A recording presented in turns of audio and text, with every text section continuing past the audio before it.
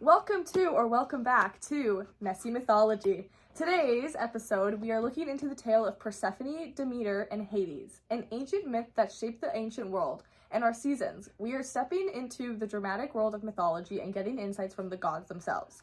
This tale is a mix of love, grief, balance, and power. Let's dive in.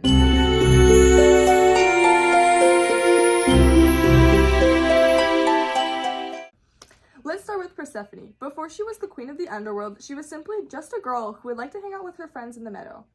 Persephone was the daughter of Demeter, who was the goddess of the harvest and fertility, and Zeus, who was the god of all gods. She spent her days in the sunlight, and the earth loved her presence. But underneath her feet, another god was seeking her attention. I bet you were all wondering who this mystery god is. None other than Hades, ruler of the underworld, king of the shadows, and lord of the silent dead. And he was a brother to Zeus. I don't know if you guys just put two and two together, but he's stalking his brother's daughter, his niece. I guess you could argue, though, he wasn't evil or anything, just alone. One day, Persephone was with her friends in the meadow when she spotted a beautiful, attention-grabbing flower.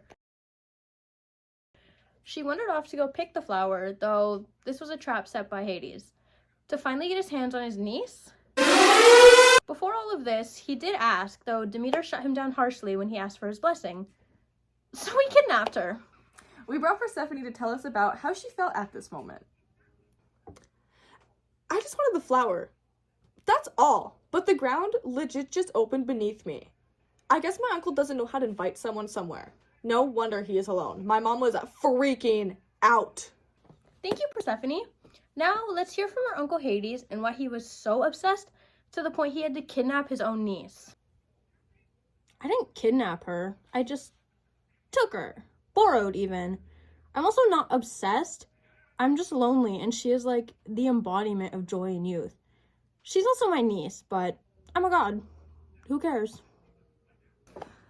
Oh, okay. I don't really see the vision personally, but it's good for you, I guess. Yeah. So let's move on from this and hear from Persephone's mother, Demeter.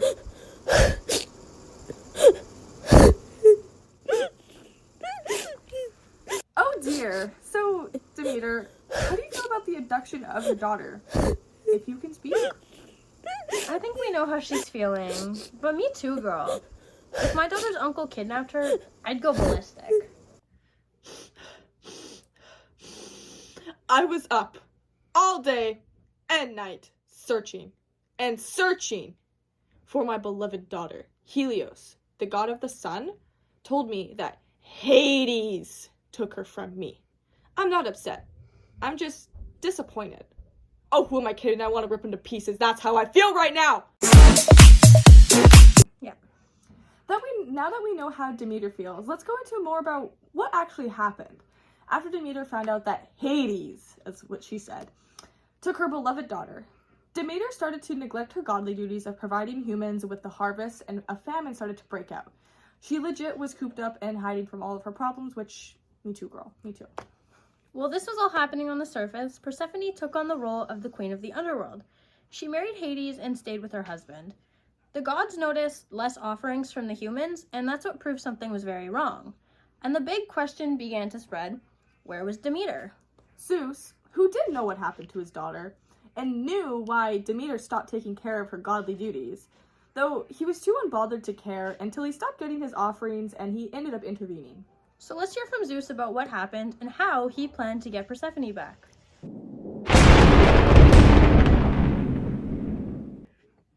I sent Hermes to the underworld to figure out a solution about this issue happening on the surface. Persephone was stuck on what to do. Once they heard Demeter was creating a famine, Hades didn't want it to cause overpopulation in the underworld, so he sent her back. He had a bit of an attitude, though. He was like, sounds like an ish you, not an ish me, but fine. So Persephone went back to the overworld where her mother was. The famine came to immediate end. Plants came back, animals thrived, and harvests were very full. Though someone had a secret they were about to come clean with. I wonder who. Aha! I gave her pomegranate seeds. Smart, right? Hades had given Persephone 6 pomegranate seeds. In Olympus, eating pomegranate seeds in the underworld means you can't leave. You have to stay there. So they went to find Zeus for help. They argued and they argued about rules and blah blah blah, and then they finally came to a conclusion.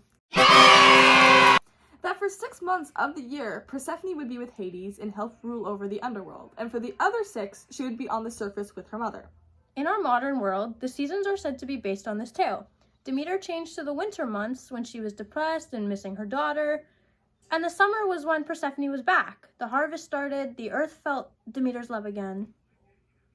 Thanks for tuning in to Messy Mythology.